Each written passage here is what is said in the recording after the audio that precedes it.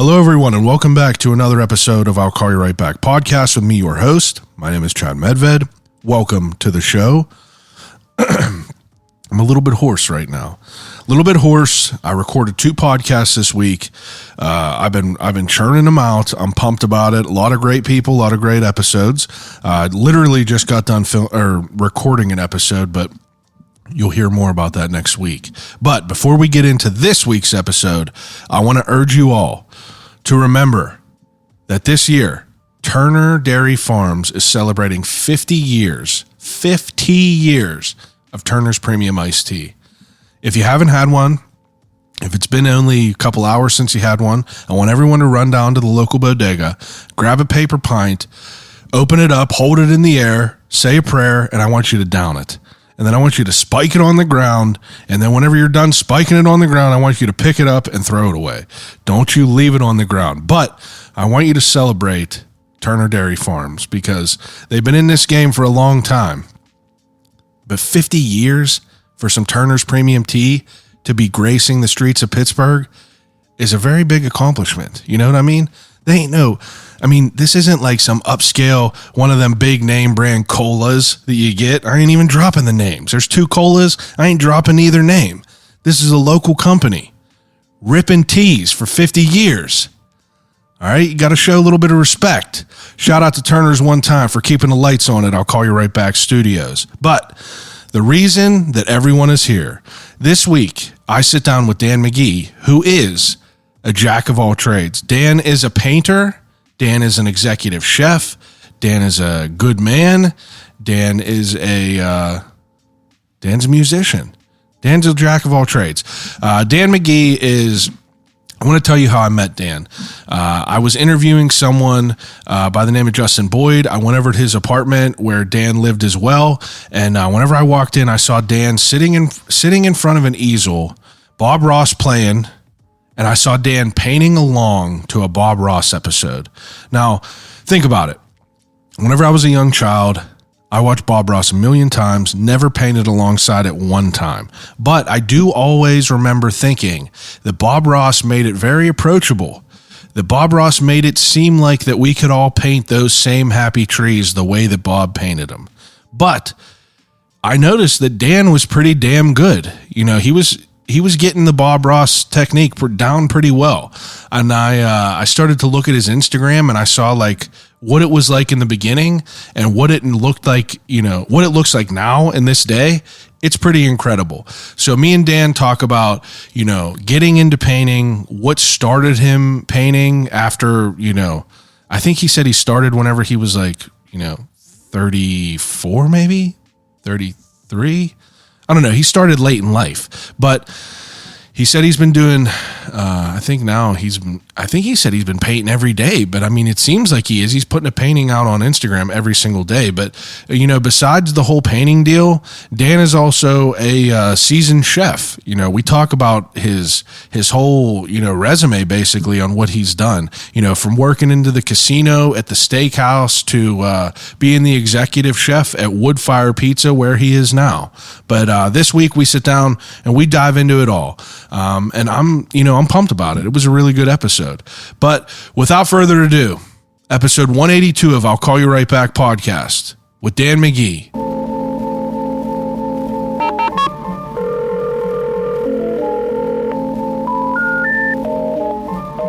I gotta use the telephone. Hello?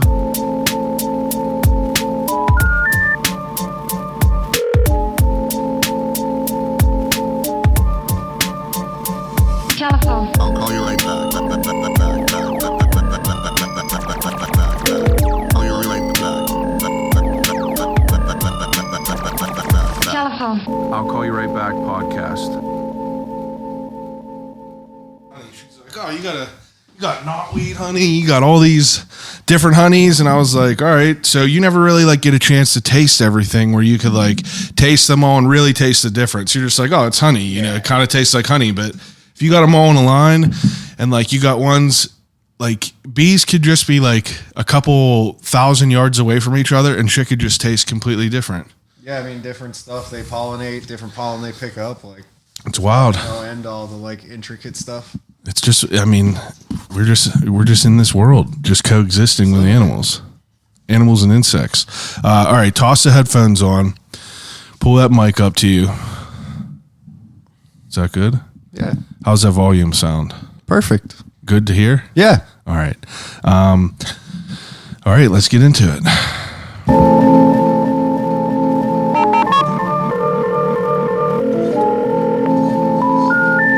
I gotta use the telephone. Hello?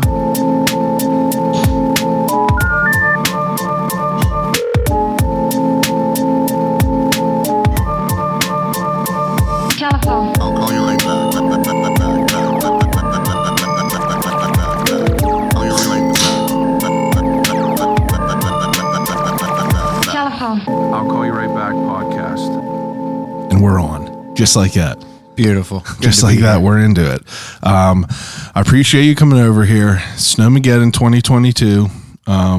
I was worried that we were going to have to cancel this because Pittsburgh, obviously, like, they were hyping it up crazy. Every time they overhype us. I They always believed get us it. teased up. I really believed it this time. I was like, this one is definitely going to get kind of crazy, I think, because in the first like 2 hours and when they said it was about to be wild, it was wild. Like, Yeah. like over here, I was like, damn, it's getting crazy right now. But then I was like, this ain't nothing really. Like, I was joking with my fiance yesterday. I'm like, they always tell you 6 to 12. Like, whatever they tell you, cut it in half. We're going to wake up to 3 to 6. But we were out walking the dog last night. Like, when it first started, they were some of the biggest snowflakes I'd ever seen. I was Yeah. like, oh, this might be something legit. I But wish it was. me too. At least we got some. Yeah. Are you, where you live? Are you like, are you still in the same spot? Yeah. Okay, so like, what is, in Millville over there? It's like, I would assume it would be kind of sketchy, the roads, as far as like them getting plowed and stuff like that. But you just told me otherwise because there's like local unsung heroes and they're like old beat ass Chevys. 100%. No, those roads are clear. Like 30 minutes after it snows, they're good. Because I was out today and like you'd see one truck not really labeled, like maybe it's a burrow truck. Then you see like Uncle Jim's landscaping pulls up in his like old Yeah. beater truck, but he's got the plow on the front. Everyone's doing trying to get a community piece of their goods. pie. Yeah. Just trying to do a good turn daily. Yeah. Well, that's cool that you don't have to worry about it too much. Like I was telling you, like I thought that it was going to be a little bit worse out here as far as like, living out of the city a little bit. I was like, there ain't no way people are going to plow, but it ends up being not too bad. But I said, fuck it, called off work today. I was like, It's a holiday anyway. What do you got to be? it's a holiday. My wife was off, so I was like, I'd like to take off too, and just go take the dogs to run around the snow. Your dog likes snow? Sort of. He likes to be comfortable. So after he's out there like 5-10 minutes, he's kind of Done. like he'll stand up with just one paw because it's full of snow, like clean me off and help. Yeah. What is it? What kind of dog? He's a mutt. He's a little brindled guy. He's probably like 50 pounds and he's it's like, he's got miniature poodle. He's got pit bull. Oh yeah. And like, he looks mostly pit bull, but he's Yeah. also got husky and he loves to talk. Yeah. Like it's like 8-9 o'clock. He starts getting that like toddler temper tantrum for bed and stuff. And he's just singing a song, grinding his head in the couch, but Dogs are the best. he's a cool guy. Yeah, dogs are definitely cool. So it's interesting because I came across you, like usually anytime I talk to anyone, I usually kind of tell the origin story about how they became people on my radar. So you were roommates with Boyd. I had Boyd on the podcast. Yeah. Justin Boyd, for people that don't know, he is a photographer in Pittsburgh, worked with Mac Miller, worked with a lot of great people, but Dan was his roommate. I pulled up and then I saw Dan painting. Okay. And that was, I think that was like right out the jump. I think you might have been only doing like, I think you only had like a handful of paintings done, but you were like, you were just watching Bob Ross and you were just like literally like following along with Bob Ross, right? Yeah, straight up. Like I think that started in December of 2019 and it was definitely still winter when you came around. Like I might've been a month or two in, but Yeah. it was definitely early on for sure. Yeah, because it was around, I think it was before the pandemic, right? Mm-hmm. Yeah, it was definitely before the pandemic.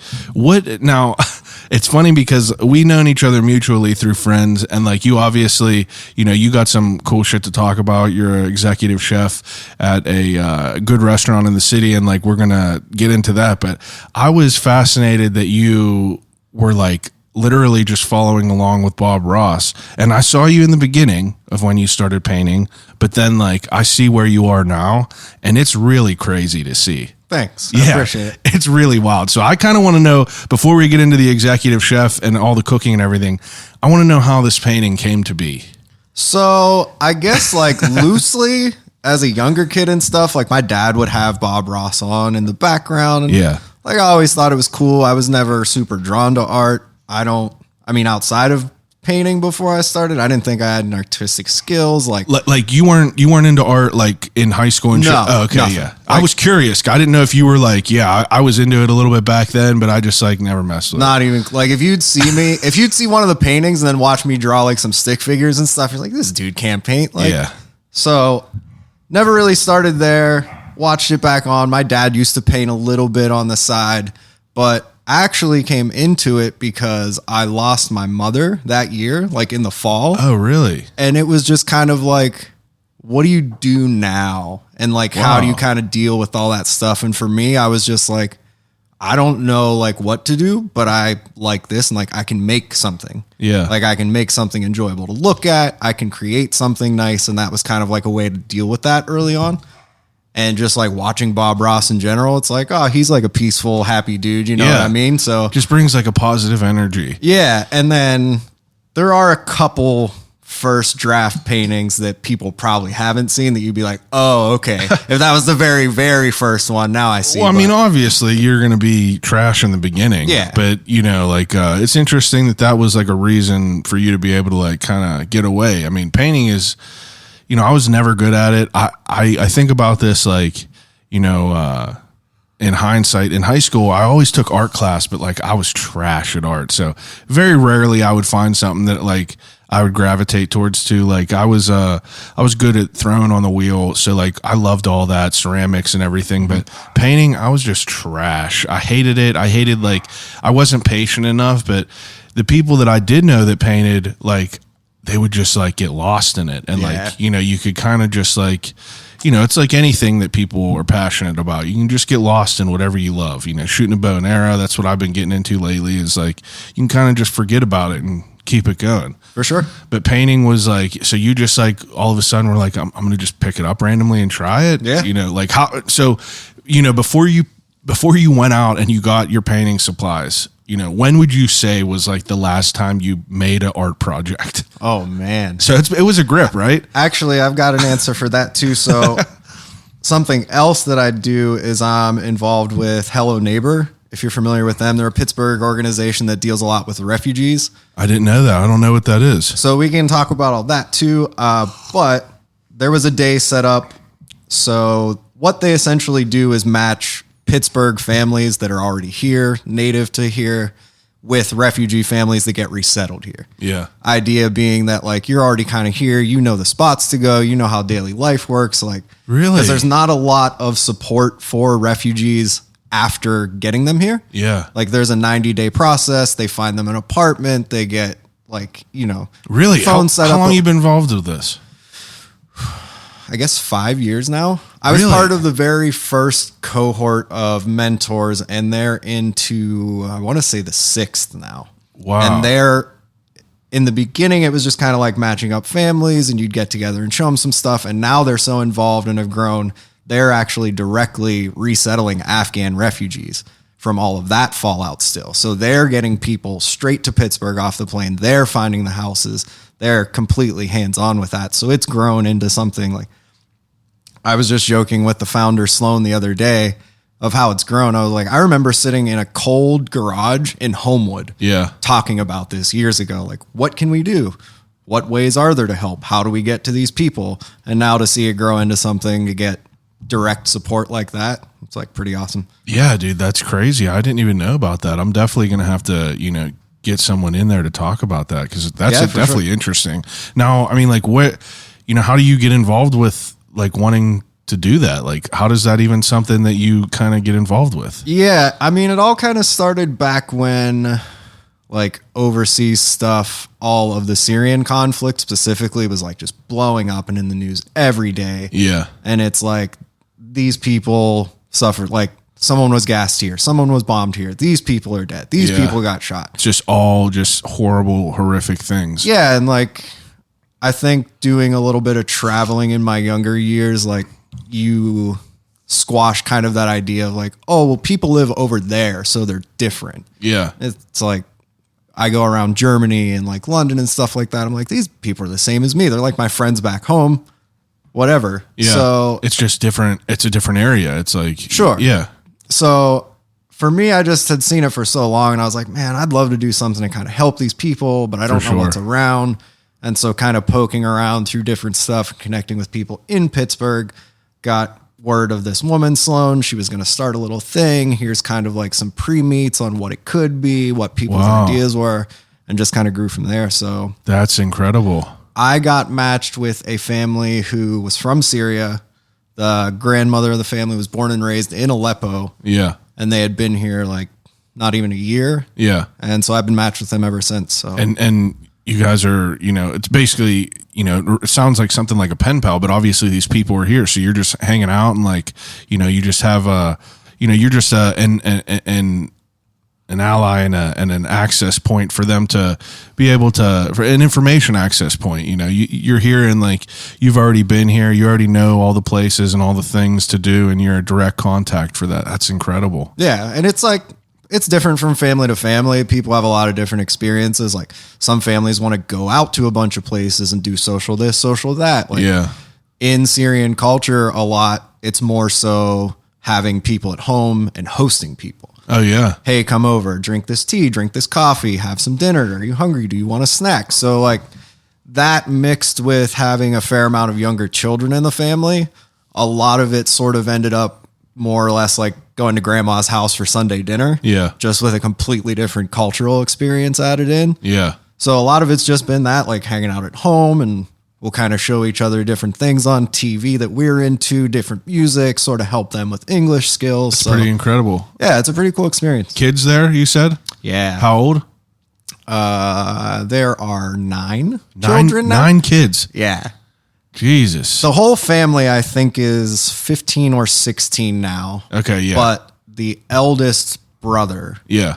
is married and he's got 8 kids. Oh, okay. So that kind of like bulks the family up. But I mean, they're from 16 on down. Oh, okay. They've Yeah. got 2 kids that are like less than 2 right now. Yeah. So you got a whole variety of like all sorts of, fun stuff to be involved with. Every phase that a kid can go through. Yeah. There's Every a little phase. bit of that. Exactly so, that. Every phase. Definitely interesting. That's pretty incredible. Yeah, that's cool. And you said you traveled around in your younger years. How old are you even? 35. 35. So like, what are you traveling around for? Like obviously you're an executive chef now, wood-fired pizza. What, like, were you always a chef? I didn't know. I don't know anything about you really. Yeah. So like, I guess quick little backstory. Originally grew up in like central PA, right outside of State College. Yeah. Kind of like, what do I want to do in life? And this was right around the time where the Food Network had first hit like nationwide TV channels and stuff like that. Like it's really starting to blow up. And I'm watching Emerald. Yeah. And like, he's just partying. Like every night he's like hosting parties.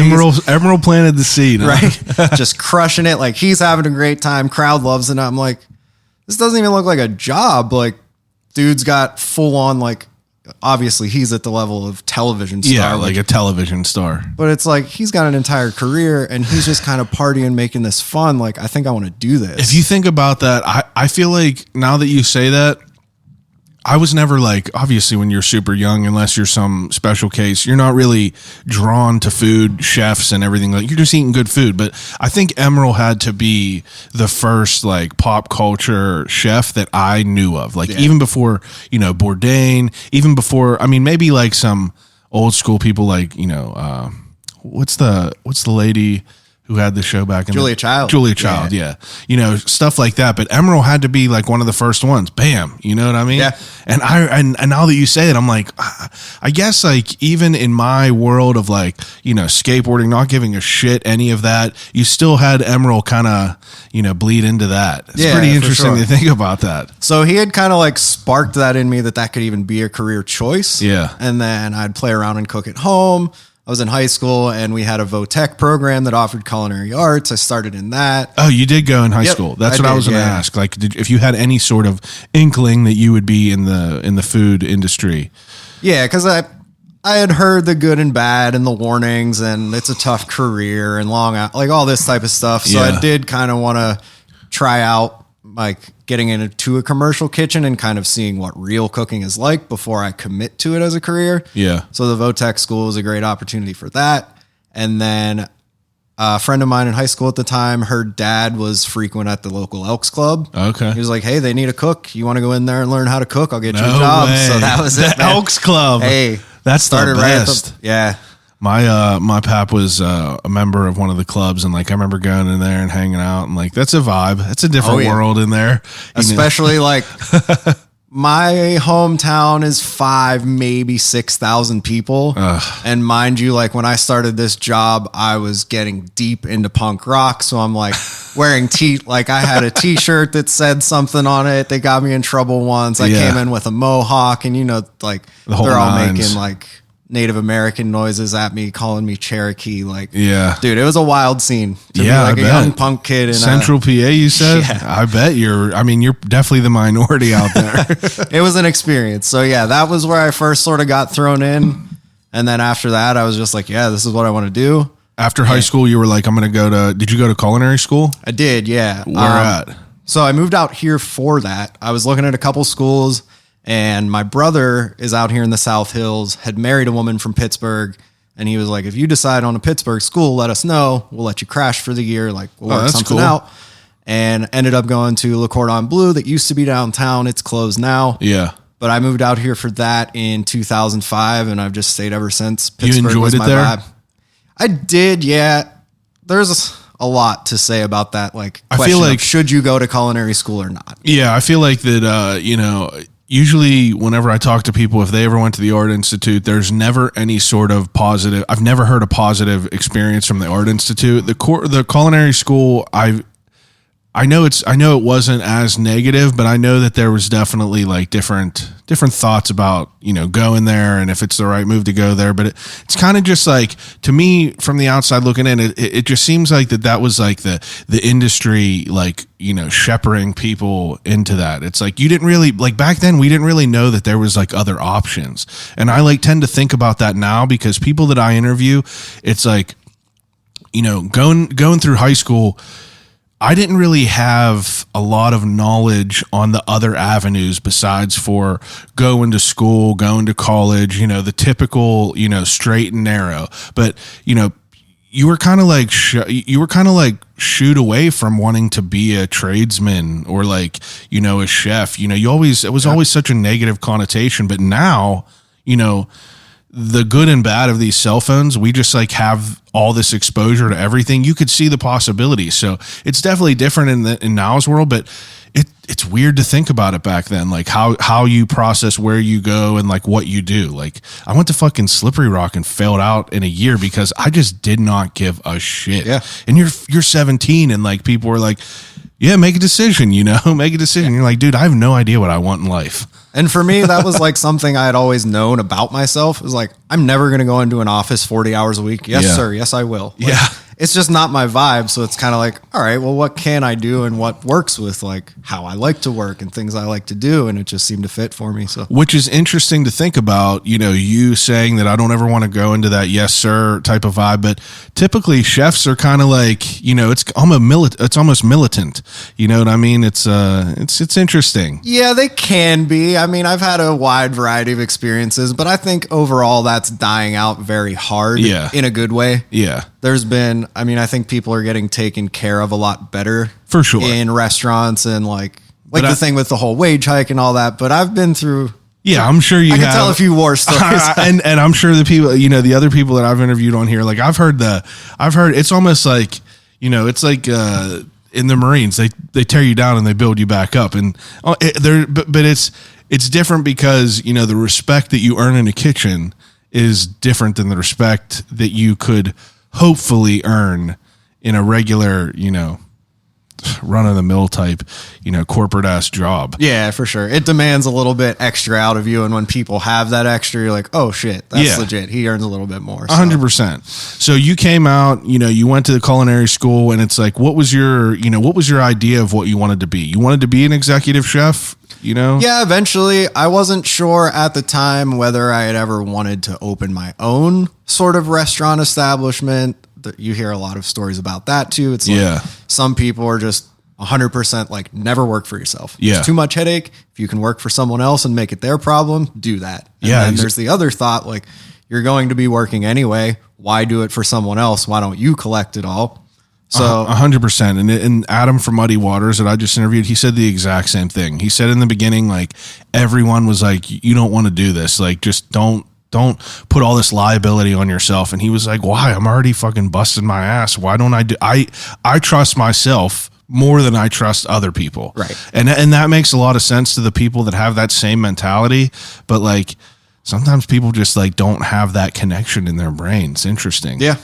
But I mean, everyone gets scared. Everyone like gets, kind of shooed away from wanting to take that risk. But scared money don't make money. You know what I mean? That's what it is. You said it. You got to take some risks. You got to take some risks. So you weren't sure if you wanted your own restaurant or if you wanted to, kind of just head up someone's restaurant. Yeah. I guess at that time I felt about my like end game in the industry, how kind of like kids in high school feel about their careers. Like, well, I don't know exactly what I want to do. And I kind of felt that way about cooking. It was like, I have a lot to learn. Yeah. I've only been doing this a couple years. I just got out of culinary school. So I kind of wanted to just dive in and get my feet wet and learn kind of as much as I could. Get experience just to see what you wanted. Because there are so many different specialties and types of food, and even chefs making the same thing, like they're going to have a completely different way, or they'll have a different sort of like secret thing on how they make things work. So there's no end to what you can learn out in the industry. 100%. I could definitely agree with that. Now, what was your trajectory after that? Like, because I know that you were definitely, you had other shit going on as well. You were telling me you were in a band, and I know that you guys were, you guys were traveling around, right? Yeah, we did a pretty good bit. So I'd finished school. They do an internship as part of the program. So I spent a summer down in Myrtle Beach working at the Sheraton Hotel. Yeah. And that was great. Did you like that style of cooking, of almost like banquet style cooking? So they had moved me around like all the outlets in the hotel. So I was doing a couple weeks at the restaurant, doing a couple weeks doing breakfast, couple weeks doing catering. Getting all your stripes. Yeah. Especially being an internship, they want to like, you're still technically in school being taught, so they would need to show you all of it. Yeah. I am least fond of kind of banquet catering type stuff. For me, it's just so monotonous. And it's funny, we're talking about that place specifically. We had a plated dinner for, I think it was a wedding. Oh, yeah. For 1,000 people. So you're just making 1,000 chicken singambocas. Right. So I got put on the task of, you're going to go help plate salads. So, super long stainless steel tables. You just line up 1,000 plates and just go at it. Handful of this, someone follows with a handful of that. But we got halfway through the salads and the chef came over and he's like, hey, I got some bad news. You did it wrong. Produce company just called. There's a recall on all the spinach. They have to come take back all the So then we had to like bag up 500 plated salads, wash 500 plates, and then replate. Yeah, you got thrown to the wolves, so you got to see what really was, what was some of the reality of it all. Yeah, so that for me was like, I think I'm good on all this. Like, it's just too much. Yeah. Yeah, I feel like that there's pros and cons to it, but like that's not my vibe. Like I don't want to be like a small piece in a big machine. Yeah. And I feel like you could equate that to being like working in a huge company, It's just like the same shit. It's monotonous, I want a little bit of a change. Right. But so you had that experience, and then, what happens after you work there? Left there, came back to Pittsburgh, just kind of bounced around. Like I was at Mercy Hospital for a little bit and just kind of doing side jobs. part of that being because of the band. So a couple of friends of mine were in a band called Unit 731. It's like a hardcore metal band. And there was enough potential there and kind of momentum behind us that we got opportunities that I wasn't willing to pass up for my career at the time, whether that was the right or wrong decision in the long run. Like you didn't know if the band was like going to pop and you were going to be able to have an avenue of a career with that. Right. It's like there was potential. So these guys had actually started the band before I was in it. And one of the original guys was moving away to Chicago. They needed a bass player, just kind of linked up. I had already met some of them just to going from other local shows around the area. So I joined that band. That's what you played? You played bass? I started on bass, but within like 6 months I was on guitar because that's what I've sort of played most of my life. Shredder.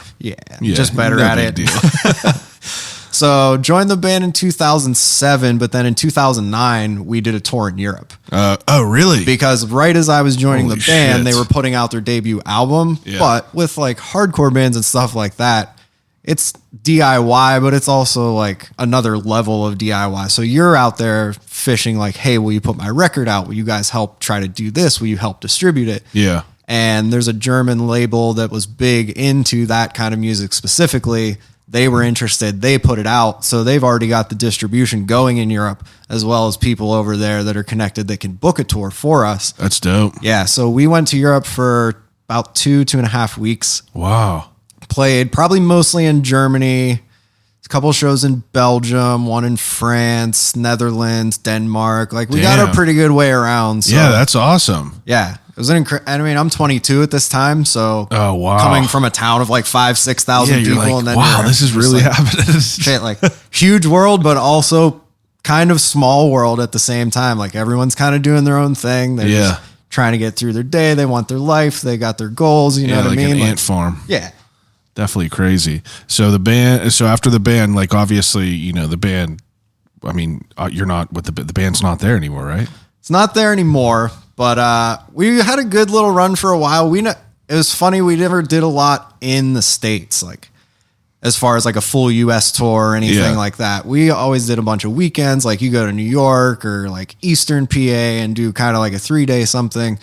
But we did the band for a little bit. We went back to Europe in 2014 and got to do like totally separate but familiar things, like see some old friends, but see some new places, played with different bands and everything. That's dope. But after that, it was like our singer Eric, he's been living in Brooklyn for 7 years or something. So he's away. One of the other guys has a kid. Like, Yeah, it's hard. yeah, I mean, we're all like, Grown adults and have to, shit or get off the pot. right. We're in like early to mid 30s now. We've got other things going on. So Yeah. it just sort of fell off to the side. Can't but, just go live in a van for weeks at a time. No.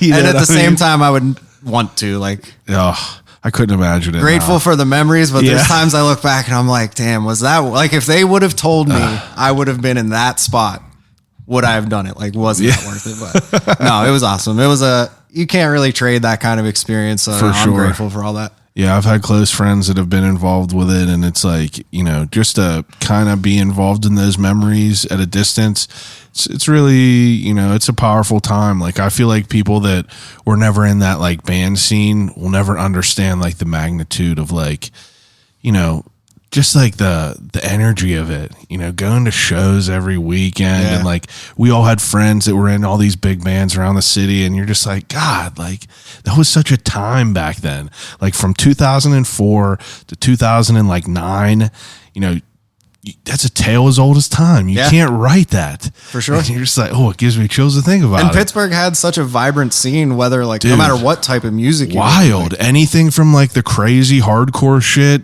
all the way up to like the, the synthy shit, all the way up to like just the, the sludgy. You're just like, man, we had it all. for real. No And it's shortage like, out man. there. And now we've been in a pandemic for 2 years. And have you been to a live show?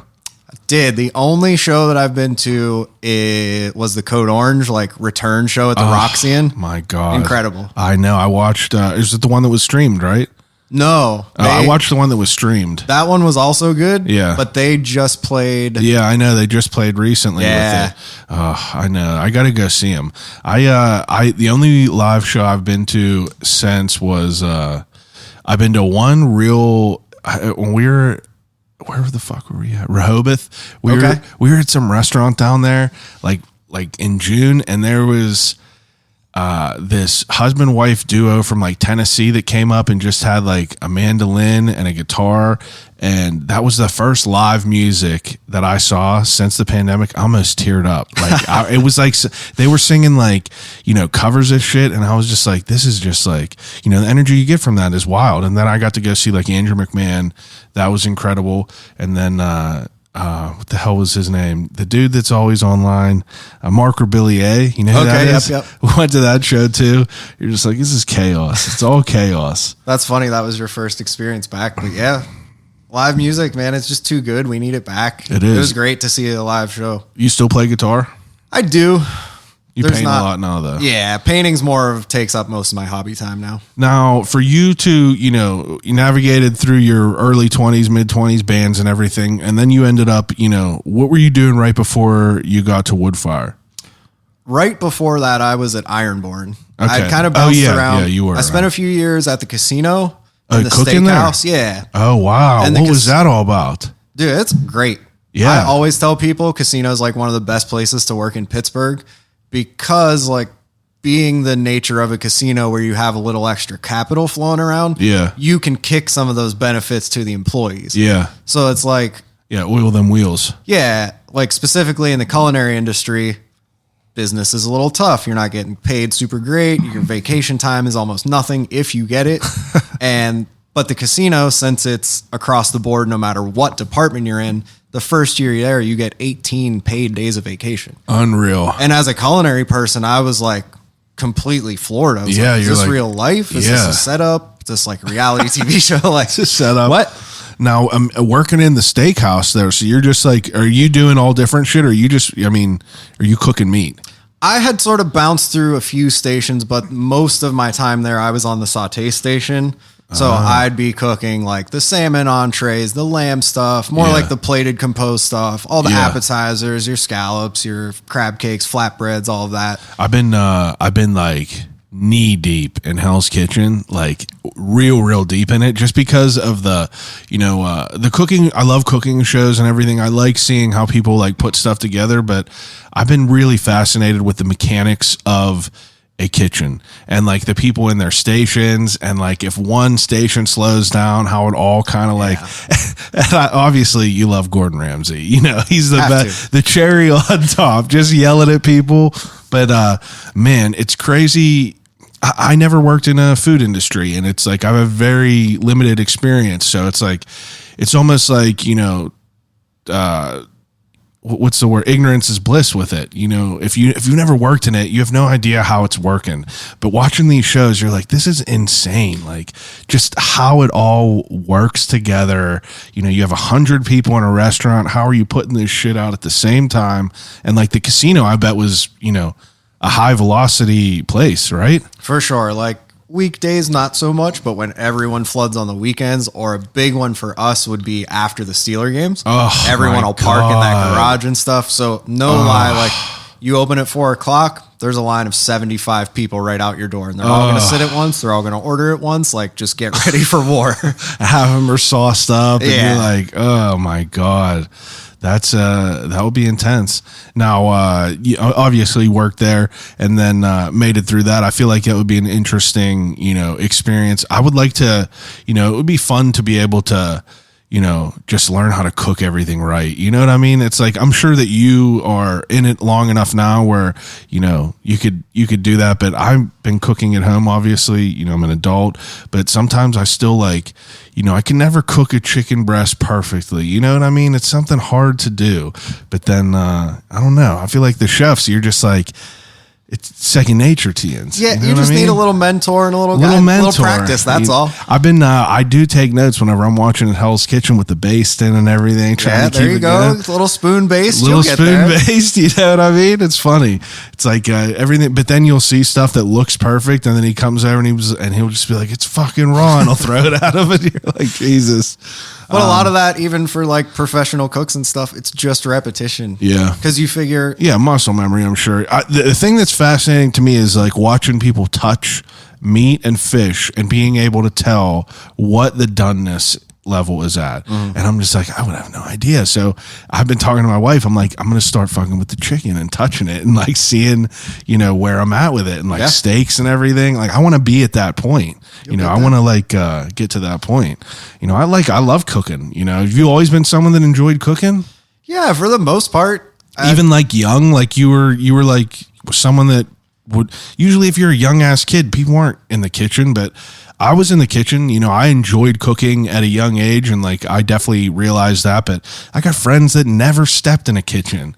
Yeah. So were you someone that was like messing around when you were younger? Probably like 13, 14. I started like early younger years. I was like old school, like grandma's house for Sunday, and like 20, 30 people show up. Grandma's like decked out the table. Hell yeah. So I have some like nostalgic memories of all that stuff that kind of like good memories connected to food like that. That's what's up. Then just started to like it and grew from there. So now you are, a master of pizza, wood-fired pizza. Now, is that an avenue that obviously you said you worked in Ironborn before this. So like you're in the avenue of pizza, but before that you didn't really work with pizza. You worked in restaurants, right? Now, no pizza experience before Ironborn. So like where does this come from? I mean, and you worked at the casino right before Ironborn, right? No, I was at the casino for a little bit and then I spent 2 years at Morcia. What's that? Never been to Morcia. We got to go together. Where's Morcia? Morcia is in Lawrenceville. Right next to Poulet Blue, and it was the sister restaurant of Cure. So Justin Severino, Nate Hobart. Yeah. Incredible. I still, even years being gone, it's one of my favorite spots in Pittsburgh. So I'm going to have to get in there. Check it out. Yeah, I'm going to have to check that out. So you were there, and then, but like, how does the vein get into like pizza? Where does Ironborn come into play where, your Detroit style pizza that is new to the city? Yeah. So honestly, I was at a point where I had bounced around a couple of kind of quick jobs. Yeah. And there were various reasons why they just weren't working, and workload was like especially insane. And I just kind of got to a point where I was like, I need a break. And I knew Pete, the owner of Ironborn, because I had worked for Ryan Peters when he had his Smallman Galley restaurant.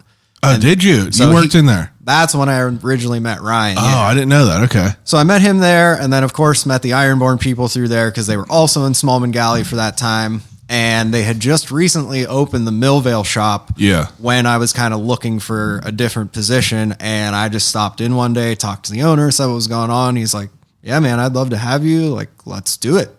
So joined the team, kind of got the little intro to like all the dough knowledge and stuff like that. And then I just stayed there. I helped them open the new restaurant down the strip. We got through all that, went to indoor dining, went through the pandemic. I know, crazy. It was a wild ride. I bet it was. I mean, like I couldn't even imagine, like talking. I probably interviewed maybe, 8, 9 people since the pandemic has happened who run restaurants, and every single one of them has a tale to tell. Yeah. And it's just like, it's overwhelming to even think that everyone had to deal with that. But realistically, I mean, like, this is just an experience that no one ever expected. So, I mean, like, no one was set up for it. Right. No matter how like thoroughly planned out or how set up you are with your business, you're not like, well, what's my plan B for a global pandemic? It's like, so unfortunate. That's coming. It's unfortunate because it's like you hear so much negative shit that happened. People lost their jobs. People were out money. And it's just like, it's heartbreaking to hear that because, I'm sure that there are some pieces of shit that like, definitely worked the system. But I know there are good people that had to like, do stuff that was not good in that time, but it's just like, you couldn't really do nothing about it. It's like you had to take those measures to keep the business alive, to even potentially have something in the future. For sure. And it just sucks that, people had to experience that now. Yeah. Now you at Ironborn, Ironborn was, popping. Ironborn's been popping. Yeah. I see it on Reddit even. I saw someone posted some shit the other day about.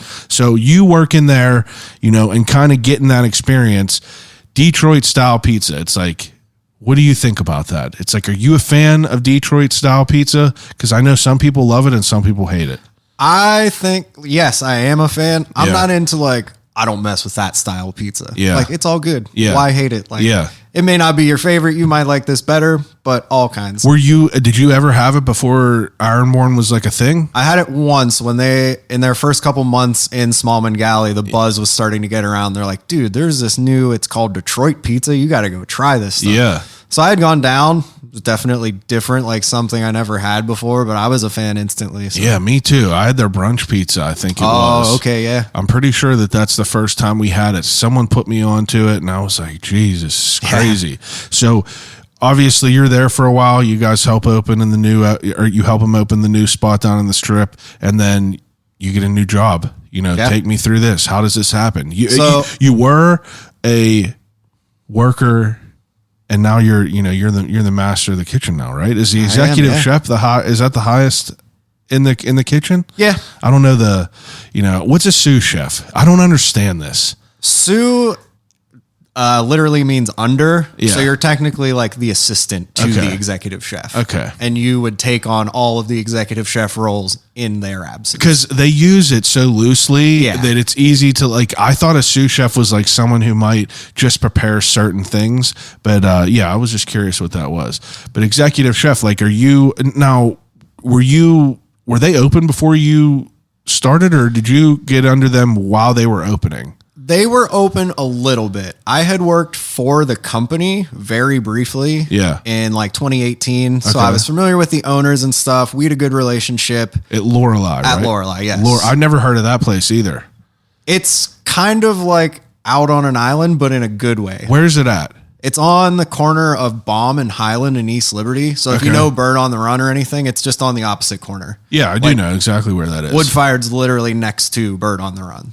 Oh, so we're all right in that same little block. Okay, yeah, I know exactly where that is now. So I had been sort of with the company, knew the owners, and it used to be Wood-fired spot, used to be Pizza Taglio. Okay. If you heard of that back in the day. So they were there 5 or 6 years or something, and he got out of the business in the pandemic, but it's in the same, the hallways are connected, same overall building. And so the owners of Lorelei were like, well, let's buy it. We already have most of the rest of the building as our bar and restaurant. Let's buy that. Let's make use of the pizza oven and let's get a whole new thing going. What kind of food is Lorelei?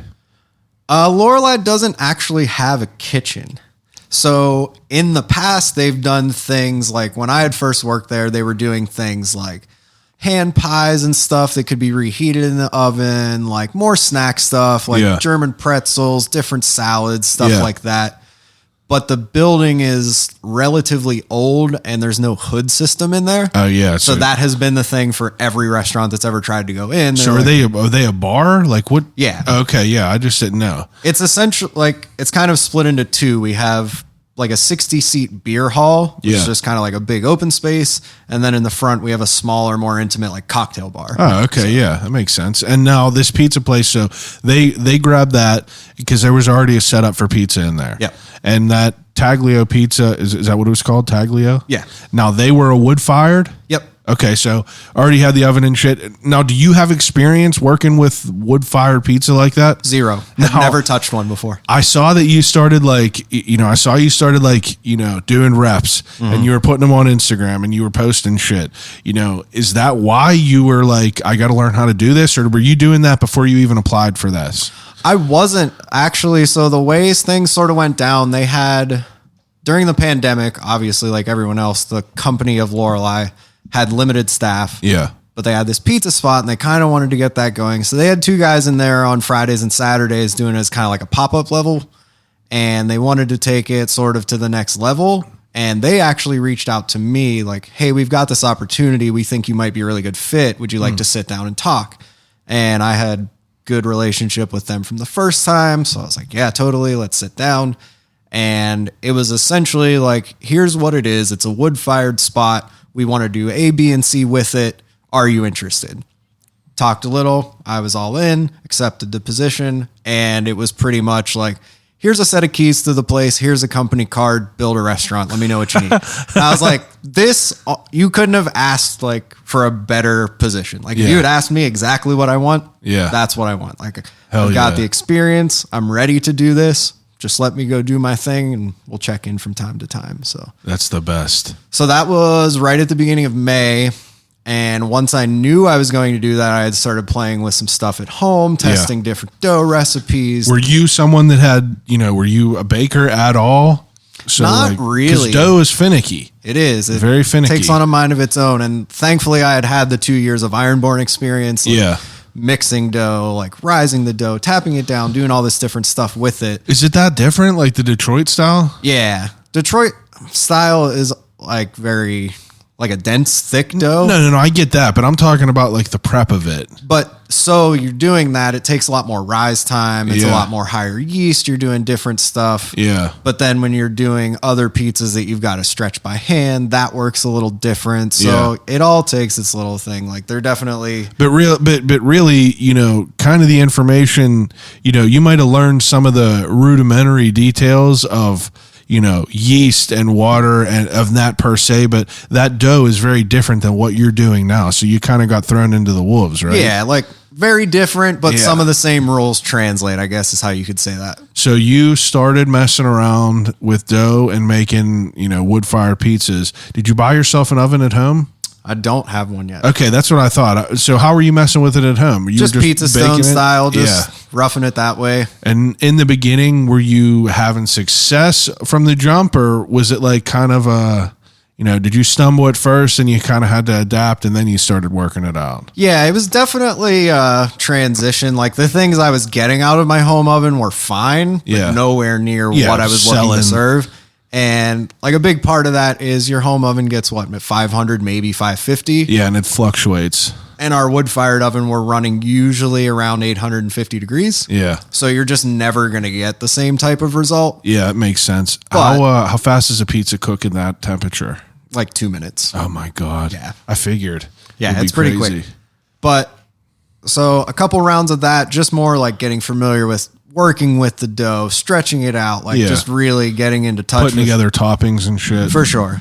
And then after that, it was just a little bit of practice inside the actual restaurant, like building the fire and just spending time with it, putting in the reps. Like, Yeah. So what's the process of building the fire of a wood fired pizza? It's like, when do you, I really don't know the mechanics of those types of oven. Like, are you using wood every day? You're starting a fire in there? Yep. And you have to monitor this and hand feed these fires to keep it a certain temperature? Yeah. Okay. Now, how much of that is, how often are you tending to that fire throughout the cooking? Or is it kind of like, almost set it and forget it? Sort of like, so there's a little bit of a process with starting it. You kind of build like a little Lincoln log thing. Yeah, You get some, I'm sure like, you need to have a kindling, whatever. placement of the coals and everything where you want them. So you kind of generally fire the oven like that. You're getting the whole thing up to temp. You're letting that heat sort of soak into the bricks so it can really radiate all that. But once you set the initial fire and load it a couple times, like we build all the coals on one side and kind of clear out the rest to get ready to cook pizzas. After that, you're really just like adding a log every 15, 20, 30 minutes, depending on the size and how the fire's doing. Dean's experiment with wood?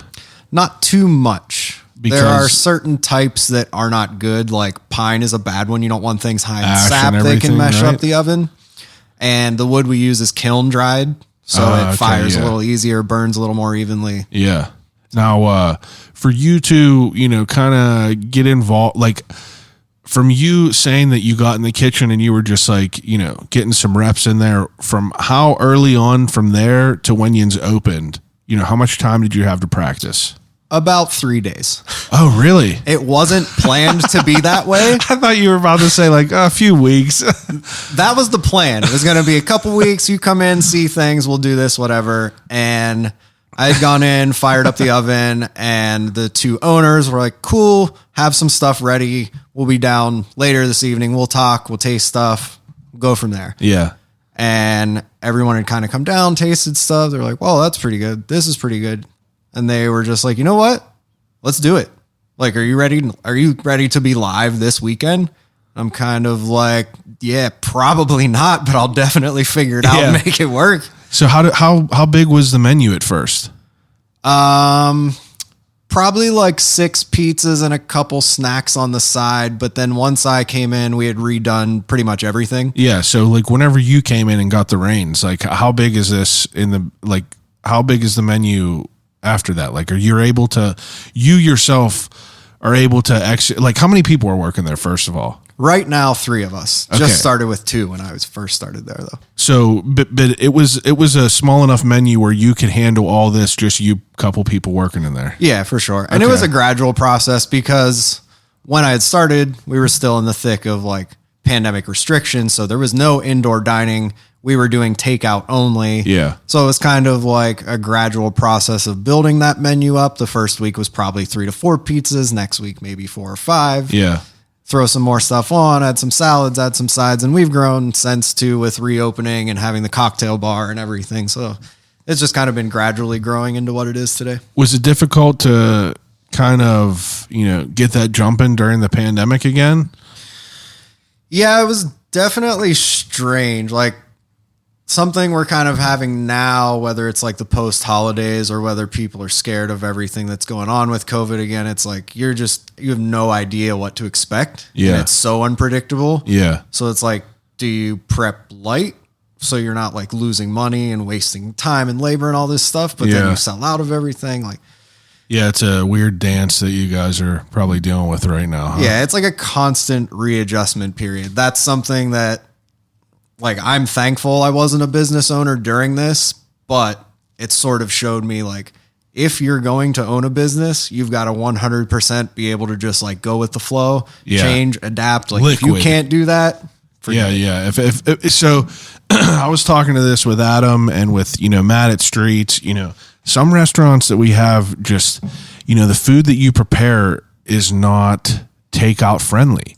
And no, I was talking to Anthony from Badamo's, and he was saying that like pizza places were lucky because, it's made to be takeout friendly. Like his north side spot was like, it was originally just going to be a window to sell slices in. So he was like, it was usually the pizza people were blessed that like they were able to kind of just lock that door and just like exercise that muscle just a little bit more, rather than like it made it a little bit easier for your business to not have to worry about a kitchen or a dining room that you got to clean up, bust things. And he was running like that I think he's still running like that. But I feel like that my mind was blown whenever you heard about that, just like the whole pizza, like that whole movement and like how it's designed to be takeout. So, I mean, like you had that to your benefit, I'm sure. We did for sure. Yeah. Like even back in Ironborn, when it first hit, like you said, it was just flawless transition. It's Yeah. already available to go. We already have the system in place. Like, let's just turn that on full blast and ride it out. So Yeah, it's lucky. yeah. And then we started with the takeout, and then we had the outdoor table. So that went in for a while, and that made things easier and feel a little more like a restaurant. Like, Yeah.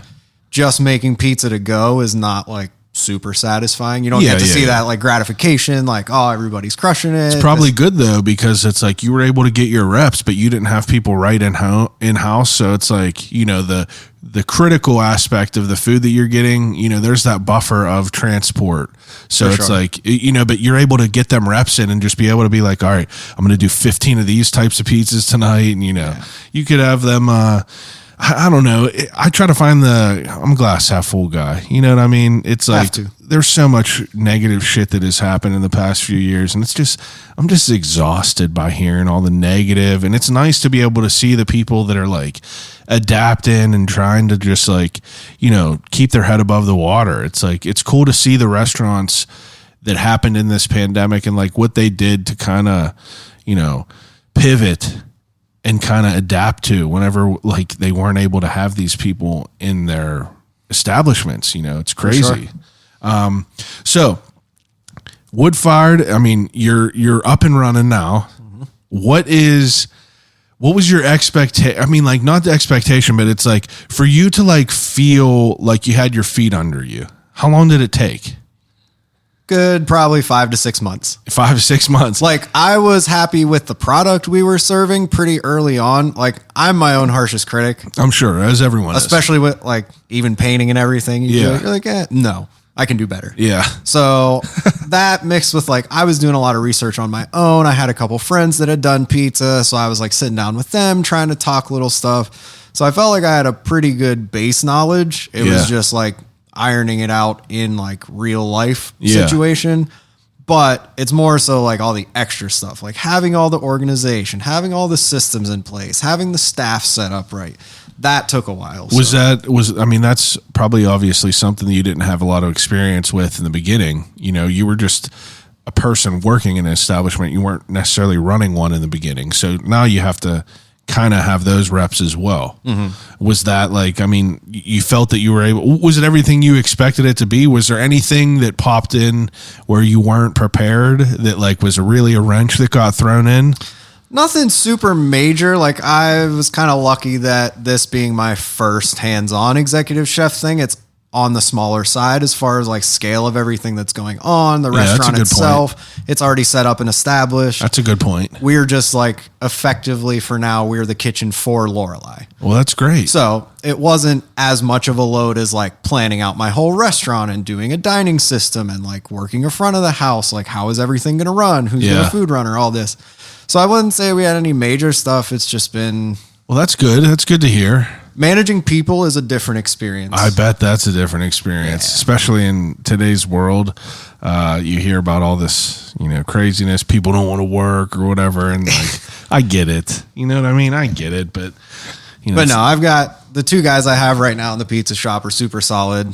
And so the three of us, we've been like, December was insanely busy. Yeah. We had gone from when I first started, maybe like 30 pizzas, 40 takeout, and we were doing like 120 pizza nights. Wow. So, holy shit. Right. Like the business, as well as trying to get my feet wet as the executive chef, we're also exponentially growing in business. So that's been like, that's good. That's a constant. There's a good, like gradual, like build of it all. That's good to hear. Yeah, for sure. I'm curious to know, I saw on the Instagram page that you guys require, a booster, to be able to dine in. We do. I'm curious to know the feedback that you guys are getting with that, because obviously, I don't ever talk about politics on here.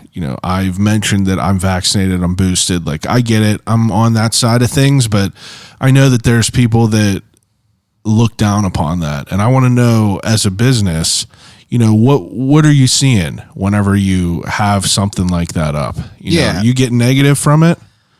We do, but it's very little, and it's from people like not even in Pittsburgh, let alone people who come to the restaurant. So we have been requiring proof, not actual proof, but we ask that you're fully vaccinated to dine in. Yeah. And that was from like September, even before. Yeah. And then inside the company, despite trying to be safe and everything else, we had a COVID outbreak of a few people, and that's even being vaxxed and boosted, some of them. Yeah. So didn't you have COVID? We think. Oh yeah, you did. We think.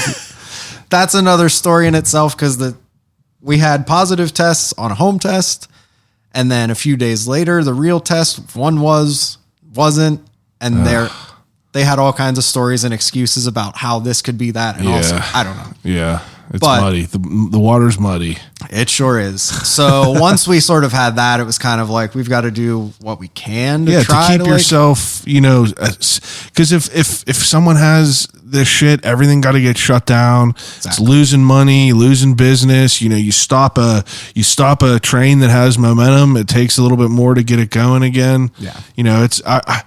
I get it. And the reason I even bring it up on here is because I'm genuinely curious, because, a lot of people I'm sure are curious about it. You hear about these, mandates and, some things. I know that people have extremes in both ends. The people that are for all these vaccinations and everything, you got some psychopaths, and then you got some other psychopaths that are against them.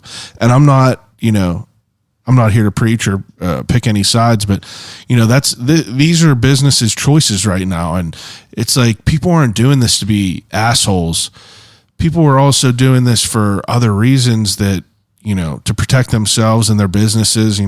Some people that are making these mandates might not even really want to do this, but have to do it. Right. You know what I mean? People don't want to close down for 2 weeks and have to worry about being fucking sick. Yeah. It's crazy to think about, but I know that a lot of people are dealing with, how how to move around these situations, because you see the news and like how the numbers are going back up, and you're like, Jesus, like we don't want to shut things down again. No one knows the right answer. You know, it's exhausting. It And really that's is. What kind of is tough for restaurants is like, you're just kind of the middleman. Yeah. And I asked these people, I said, is there a person that gives you any information on what the regulations are? And they're like, fuck no. No. They're like, we just have to go what's going on with the news and guess. And if we do something wrong, and, you know, then they'll tell us about it, but we have no idea. And I'm like, that's crazy. Right. You know, it's crazy that there's not like outlets that you could go to have concrete answers. You can't talk to a human being on any sort of customer service. If it's COVID, if it's Best Buy, if it's anything, you can't talk to a human being on the phone through customer service anymore. So it's like, how are you going to get these answers? Right. Crazy. And it's like things constantly change. One week they're saying, oh, this is the new advice. Next week it's like, oh yeah, don't do that. Sorry. Yeah, man. So that's frustrating on us, but it's like, as a business owner, what are you supposed to do other than follow the latest medical advice? Like, you're damned if you do, you're damned if you don't. For sure. But I saw it on there, and like it's curious, because I know that social media is even a different thing. Like I don't know. It's exhausting, and it's definitely things that people don't think about. You know, like I feel like a lot of people that just like, you know, want some good pizza are just calling you for good pizza. But it's like people have these different things that they have to navigate through and have to deal with and have to figure out solutions for. And I feel like that's part of the reason people listen to the podcast, to hear about, you know, like what people, you know, what trials and tribulations everyone has to deal with. Yeah, for sure. Whether it's someone who runs a pizza place or an apiarist who runs a beekeeping business. So what are your goals with the restaurant? I mean, I know you're new at it right now, and you're, you know, kind of just finding your way. I mean, you're kind of you found it, you know, you're kind of on your way now, but you know, what are the goals of it? You know, you kind of have like, you know, you kind of have some free reign to be able to like, you know, implement some things, and like, do they give you some creative control over this? Almost 100%. That's like the we'll best. sit down and we'll talk about, like, Lorelei itself is a little more like Alpine driven. So they've got German stuff, like Northern Italy, a little bit. So they kind of want some more food to that realm. Yeah. And I'm down to play with that. Like I said, I've been to Germany. I've had some of that food. I've got some good friends over there. So hell yeah. That's exciting too. But I love constraint. I love ideas rather than like constraints. You know, I like people to just highlight ideas and let you like have creative control. Like we want something, we want ideas, right? You know, just let me go with it. But I don't want constraints of it all. Yeah. And the owners have been really great with that, because they are great. Like, he's a great restaurant owner. Yeah. And the other is a great like bar manager program. Yeah. But they know they're not chefs, so they don't try to like impose Leave it to on the that professionals. thing. And it's the best arrangement. I'm yeah, sounds great. So you want to implement, you know, the things that you want to scratch those itches of the things that you want to what you want to do for that. Yeah, and like I had said early on, like when I first started, it's like I'm not Italian. I don't come from like strong Italian lineage, so I don't really have that desire to recreate like authentic Italian or import everything Italian and do that. Yeah. So we've been doing some different stuff. Like now we use a mozzarella that's from PA. Yeah. And hell yeah, just trying to play with different stuff. Like I like traditional stuff, but like I said, I spent some time with the Syrian family, so I get a little bit of culinary influence from what they make. So I like to make some new stuff, and also maybe kind of like put some pizzas out that might make that super authentic Italian grandpa's like head explode. Yeah. You can't put it on a pizza, something like that. So we've got a lot to play with. There's some fun stuff coming up. That's definitely, it seems to be a good position to be in. You seem like you got a lot of good potential there. Yeah. Now, you know, whenever you're not cooking, you're painting. You know, you became like a pretty serious painter. Like how many hours a week do you spend painting, you think? Probably like 8 a week. Is that like your escape? You know, you're pretty much doing that. I wish I could do it for 40 a week, but yeah. What, you know, like what's your process? Like, are you someone that listens to music? Are you silent? You know, do you have a TV on? Depends on what I'm doing. Like I still feel, I mean, I've only been painting 3 years, so I still feel very new. I feel like I've got all this to learn. And in the internet age, there's so many good resources on YouTube and stuff. So yeah, sometimes I'm watching people like that and kind of like the Bob Ross thing, I'm just kind of recreating what they're doing. Yeah. So watching more experienced people shows me like the process and breaks things down easier. And that way you take from that and you just add your own spice into it whenever. Yeah. So sometimes it's that. Sometimes it's just like I'm putting the headphones on and going down in the basement to just like disappear for a few hours, and whatever happens, happens. So Do you, you said you're like your biggest critic. I mean, I feel like you put out a lot of work. It's like, how much shit do you not post that you make?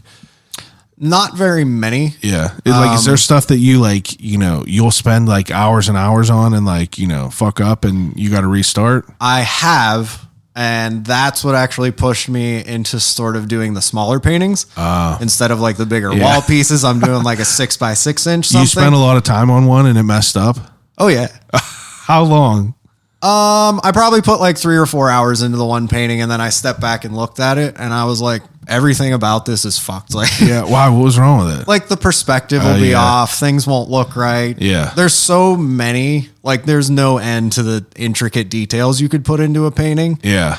And it's just like almost mind numbing at a point, but I try to keep it grounded, just like go with the basics and gradually grow up. Yeah, you do a lot of landscaping. Now you're doing a little bit more stuff.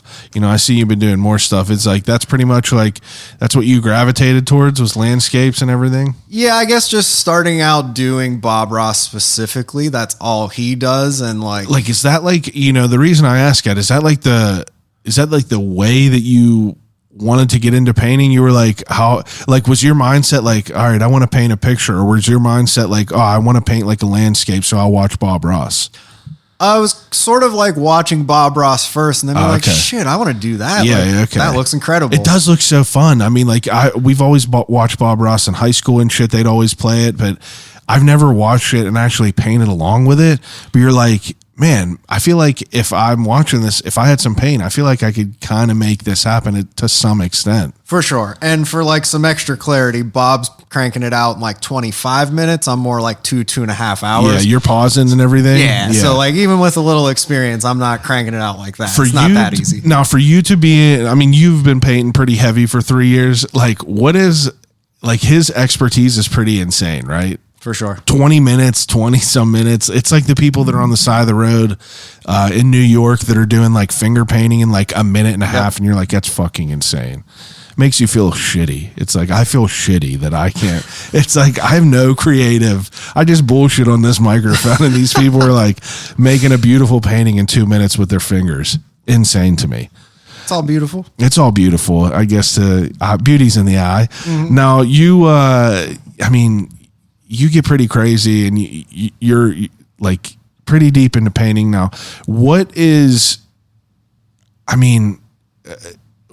what are your goals with painting? Like, do you want to eventually like try to, pay your bills painting, or do you just want to keep it as a fun thing? I would love to end up paying my bills through painting. Yeah. And like I said, with the internet age, like, if you're strictly selling paintings like back in the day, that's a hard life. Yeah. But if you can sell a few and then you've got a class and then you got some online videos, like there are ways to maybe not pay all the bills. Yeah, but monetize some shit. Yeah. Make it a legit side hustle. Little buck, yeah. So that's a goal for sure. I mean, your paintings now are definitely nice enough that you could sell for sure. It's like 100%. You've been selling some? A little bit, yeah. I think something that I've been wanting to do is like get a little gallery installment or like let me know. I set something up. Who am I going to shout out? Her name's Rosalie Hazlett. Have you ever heard of her? Rosalie Hazlett. She's a watercolor painter based out of West Virginia, but she's done a lot of stuff. Like she's done dancing gnome cans, a few different collabs recently. But reason I bring her up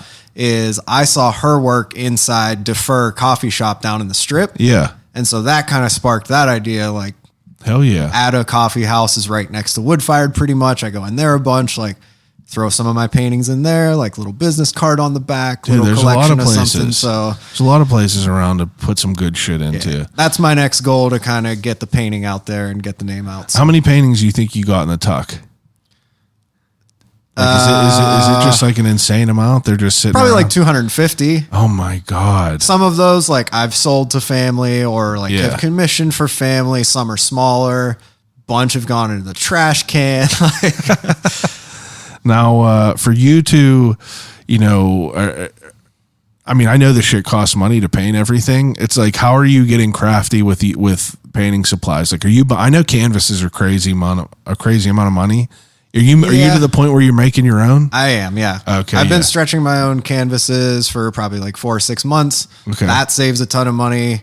Do you save a good bit of money doing that? Yeah, in the long run. Yeah. That's the thing. It's like a bigger startup cost, but once you've got it all, like, What does that take? I mean, I feel like you just do you make your own frames, like back frames too? I don't. I buy Okay. those. They sell like different measurements of those bars, and then Yeah. you just assemble and stretch whatever you'd like. Okay.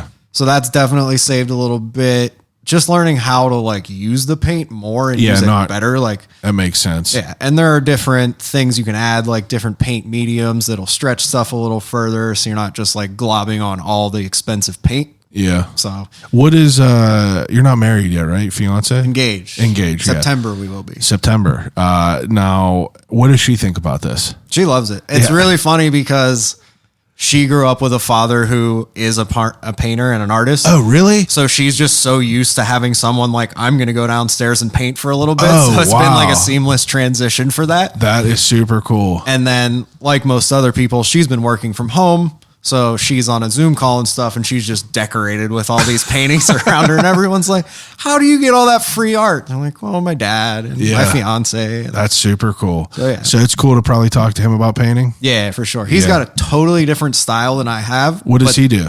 He does abstract stuff, but he love does a it. lot of more like, he does a lot with screens. Oh, yeah. So he'll do stuff where he'll even like layer screens and each one will be painted a different color and he'll like play with the light and how you perceive it. Wow. And he does a lot of textural stuff too, like pushing paint through the screen and like he does some really funky stuff. Yeah. Yeah, there's some crazy artists around here. Yeah. Definitely people doing good stuff.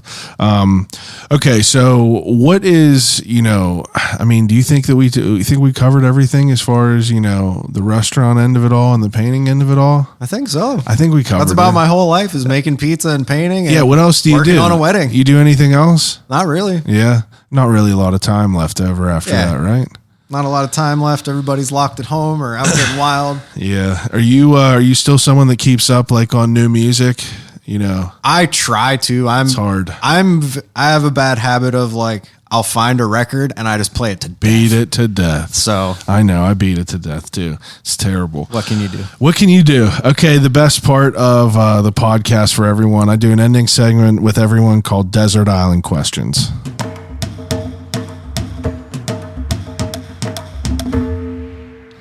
All right, Desert Island Questions is whenever I give each guest 3 categories to take with them on a desert island and use until they die.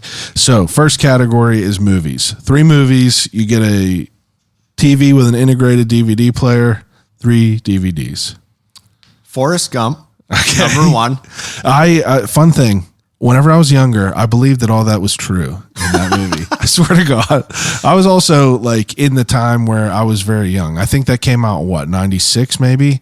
94, 96, somewhere around there. Like I was like 6 or 7 or 8 probably. And I was young enough to be that dumb. But in my later years, I remember thinking like, this shit is not real. But I fully believed that it was real back then. I will not judge you for believing more in Forrest Gump. That does not hurt my feelings at all. I love Forrest Gump. That's a great pick.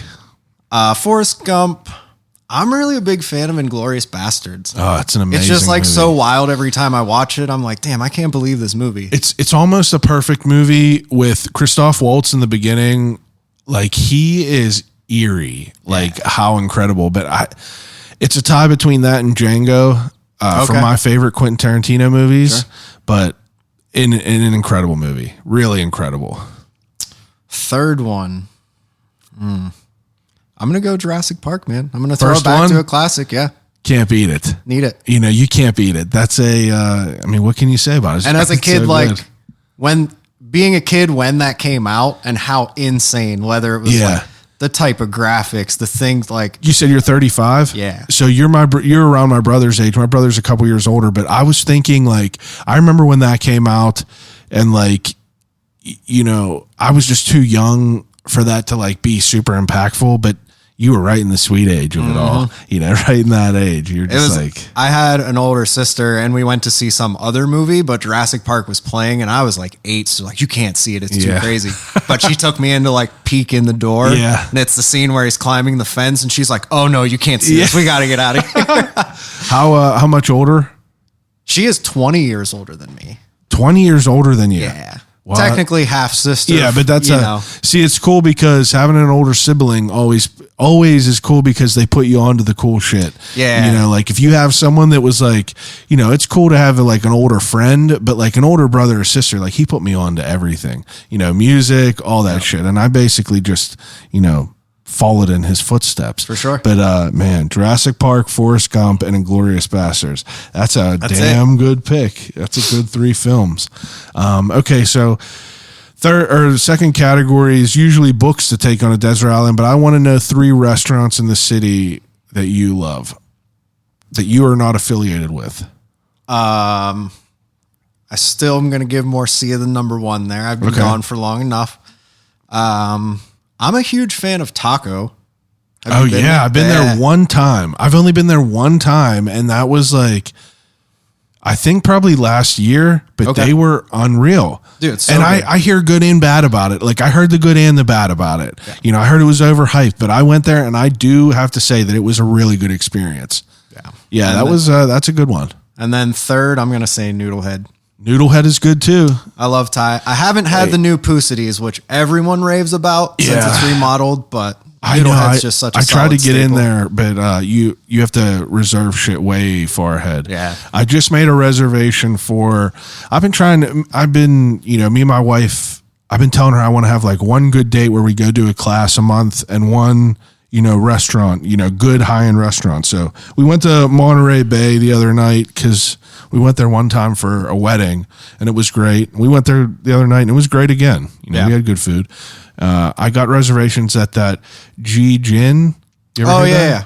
I didn't know it was officially open yet. I knew they were about to, but no, I haven't been yet. I had to schedule out 2 months in advance, and it's on like some weird like Tuesday at like 6:30. Yeah. Like that place it looks crazy. Sure does. But okay, so Pusities though, like I've been hearing everyone say it. I know I got to get there. Yeah, same. Okay. Was that 3? That was 3. Okay. Third category is 3 CDs to put in your compact disc player. 3 CDs. Anti-skip. Okay. I'm going to go Beatles Abbey Road first. Most overrated band of all time. Fair enough. Go ahead. I'm just kidding. Beatles. Is Let It Be on there? Let It Be is not on Abbey Road. Okay. I'm not a crazy huge, I listen to some of their good ones, but I don't know anything about them really. Fair enough. What's on there? Abbey Road. Like what's like the big one on there? Is Abbey Road the one where they're walking across? Right. Okay. The reason I kind of picked that one, it's not even my favorite Beatles album, but the ending on it, where it goes into like Golden Slumbers and then into the song called The End. Primo. I'm going to have to listen to it. Great piece of music. To be fair, I say they're overrated, but I also have never like really gave them a chance. Fair enough. Yeah, that's fair. I'm fair about it. You're older now. Maybe you'd be more into it. You're right. You are right. I would listen to it again. I got one of my bosses at work. He's a lunatic Beatle fan, and I always fuck with him all the time. It's funny. Okay, so Abbey Road. It's got Beatles, Abbey Road, being guitar and stuff. I got to give Jimi Hendrix. We'll go with Are You Experienced? Oh yeah. And then I'm going to pick the Sex Pistols. Really? That's I didn't expect that. Was that like the first shit you were on that was like...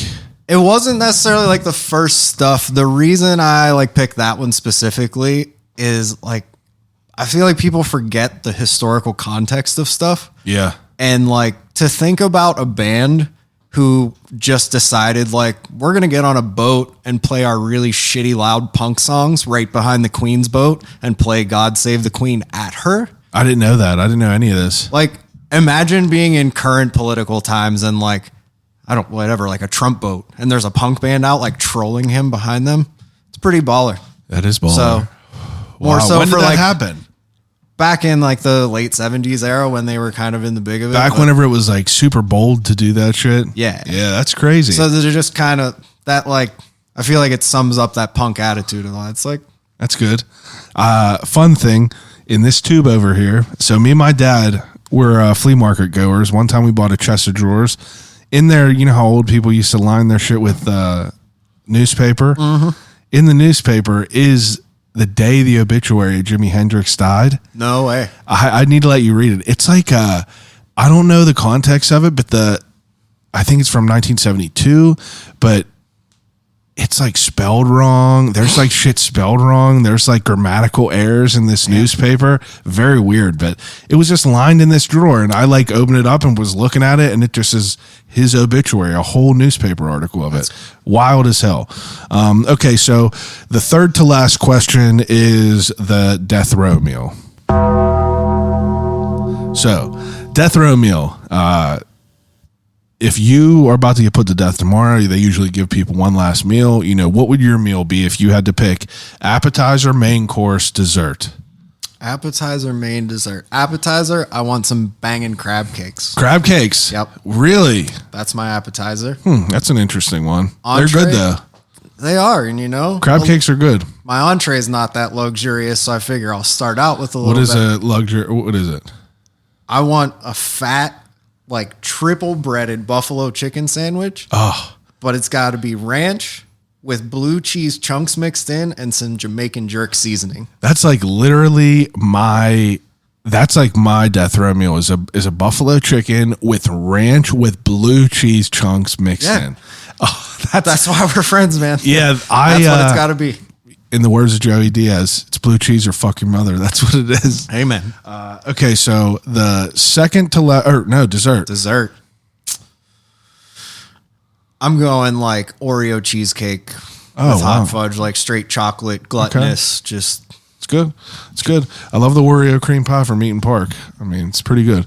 I'm not usually a cookies and cream guy though. Okay, so the second to last question, most telling question. If you are getting ready to go on a road trip, going to a gas station, you get one snack for the rest of your life. What is it? sweet, spicy chili Doritos. Really? It's my jam. Wow, sweet. It's been a long time. They're the purple in the purple bag? Yeah, I think so. Okay. He said, yeah, I think so. You know damn well. You're like, yeah, it's exactly Well, this. there's like purple, red, blue in between this, that. It's an ombre color change of purple and red and all that. Yeah. Okay, so those are good. Okay. Now, the last question I ask everyone, if you could have a conversation with anyone alive or dead, who would it be and why? I would assume you would say your mother. But if you do not have to say a loved one, you know, I will allot any loved ones you could have a conversation with them. But I want to know someone that you're not tied to that would be interesting. Man, who would I want to like hear their perspective on? You know what I mean? That's what I'm thinking. It's interesting to think about it. If you could picture the situation, it would just be something like this, where you get a 2-hour long conversation. Mine would be like Robin Williams or Richard Pryor. Well, Robin Williams is a great one. Unreal. You know what? I actually think it's her birthday today. I'm going to go Betty White. Rest in peace. Is today her birthday? I think that's what I heard. 100 years? That's it. Hold on, I'm looking it up right now. I hope it is. Yeah, fact check me on that. But if it's Betty, bless you, baby. Happy birthday. Honestly, like, what a gangster of a woman and honestly, I didn't know too much about her until, you know, she passed away. But turns out that back in the day, she was like a badass bitch that was like very, very like, you know, just ahead of her time as far as like, you know, for like civil rights. She was just very progressive. Oh, for sure. And I didn't really know any of that shit. Oh, she's very well-rounded. She's like, Today is Betty White's birthday. that's it. I'd like to talk to January 17th, 1922. Betty. 22. She almost made it to 100. 100 years old. What a badass bitch for sure. Close enough. Happy birthday. Happy birthday, Betty White. Wow. That would be a great conversation for sure. All these people that were like circulating old posts of her being on like late night, she was like, her timing was impeccable. She was just like so funny and like just witty, so quick. Just genuinely funny. Yeah, it's like you can't really like teach timing like that. It's like some people it's forced and you could tell that it's like, you know, they're just trying to be funny, but she was just fast. It would be wild to grow up in that time and rise to the success she did in the grace that she did and be the gangster ass lady that she was. Think about that life. Oh, yeah. Born Betty right White. after World War One, Hell all the yeah. way into like COVID now. What Betty, a ride. What a ride. That's a great answer. Betty White. Hey, Dan, I think we had a great conversation. Loved it, brother. Thanks for having me. Absolutely. Take a second. Please promote all your doings. I want everything. Promote your painting, promote your restaurant, everything. All right. So the painting, you can find me at the D McGhee on Instagram.